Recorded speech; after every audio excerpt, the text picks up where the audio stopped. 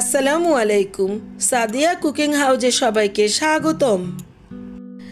আজকে আমি আপনাদের সাথে চকলেট কেকের রেসিপি শেয়ার করছি।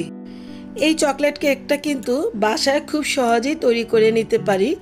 মাত্র 2টা ডিম দিয়ে এরকম ধরনের একটা চকলেট কেক আপনি খুব সহজেই তৈরি করে নিতে পারেন। চলুন তাহলে চকলেট কেকটা তৈরি করি।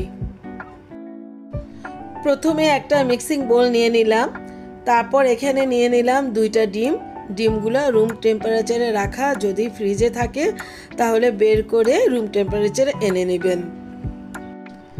দিয়ে দিলাম হাফ কাপ পরিমাণ চিনি। চিনিটা আপনারা আপনাদের পছন্দ অনুযায়ী দিয়ে নেবেন।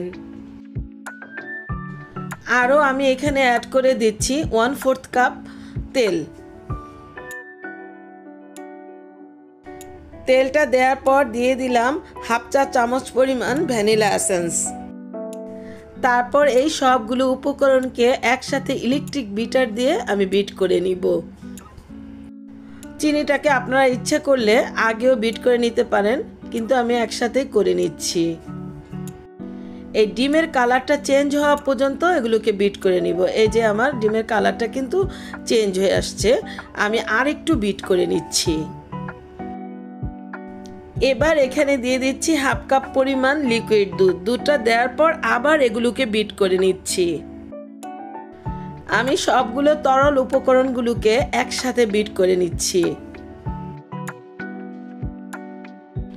এই তো আমার বিট করা হয়ে গেল।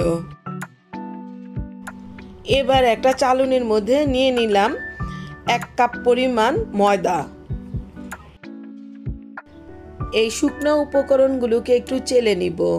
তারপর এখানে দিয়ে দিচ্ছি 1/4 কাপ পরিমাণ কোকো পাউডার, অর্থাৎ 4 ভাগের 1 ভাগ পরিমাণ কোকো পাউডার।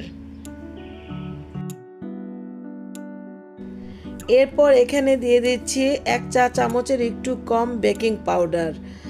আরও অ্যাড করে দিচ্ছি এখানে হাফ চা চামচ পরিমাণ বেকিং সোডা। এই কেক তৈরি করার সময় কিন্তু বেকিং সোডাটা ইউজ করবেন। এই তো এগুলোকে খুব ভালোভাবে চেলে নিচ্ছি। এই শুকনো উপকরণগুলোকে চেলে না নিলে দানাদার অংশ থাকে এবং এতে কেকটা কিন্তু ভালো হয় না। এই তো এগুলো চালা হয়ে গেল।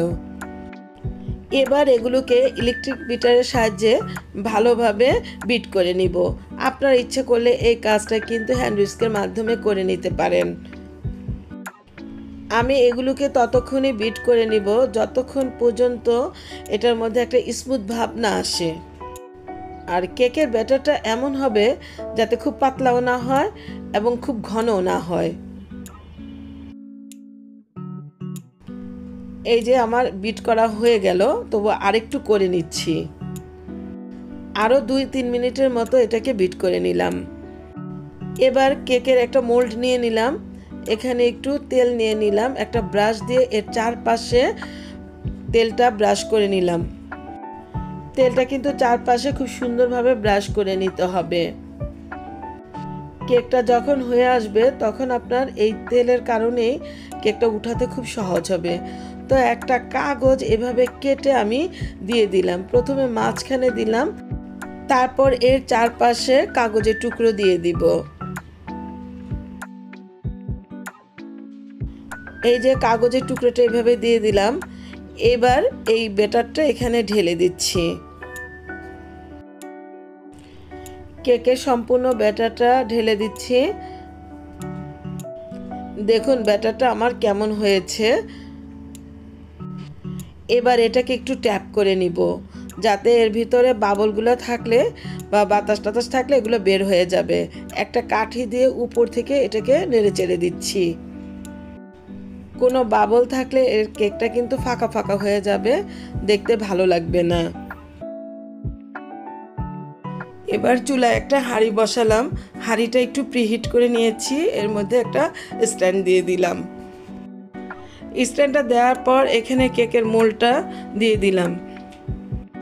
তারপর চুলার হিটটাকে মাঝারি থেকে একটু নিচুতে রেখে এটাকে ঢেকে দিলাম।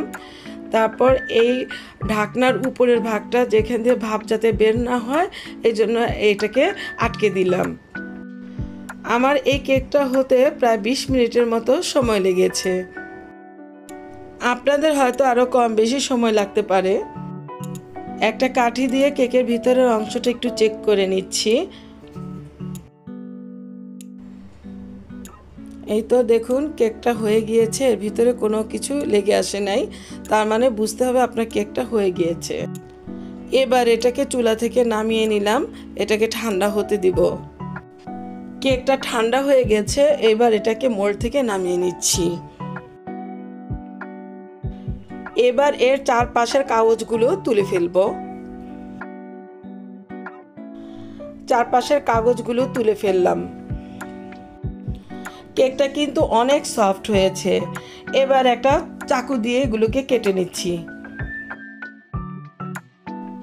এই যে কেকটাকে পিস পিস করে কেটে নিচ্ছি, দেখুন কতটা সুন্দর হয়েছে। তো ভিউয়ার্স, তৈরি হয়ে গেল আমার চকলেট কেক। আমি এটা আপনাদেরকে পরিবেশন করে দেখাচ্ছি। আমার এই চকলেট কেকের রেসিপিটা যদি আপনাদের কাছে এতটুকু ভালো লেগে থাকে তাহলে আপনারা আমাকে লাইক, শেয়ার, কমেন্টস এবং সাবস্ক্রাইব করতে ভুলবেন না প্লিজ। আর যারা আমাকে সাবস্ক্রাইব করেছেন তাদেরকে অসংখ্য অসংখ্য ধন্যবাদ। আবার হাজির হব অন্য কোনো সময়ে অন্য কোনো রেসিপি নিয়ে। আল্লাহ হাফেজ।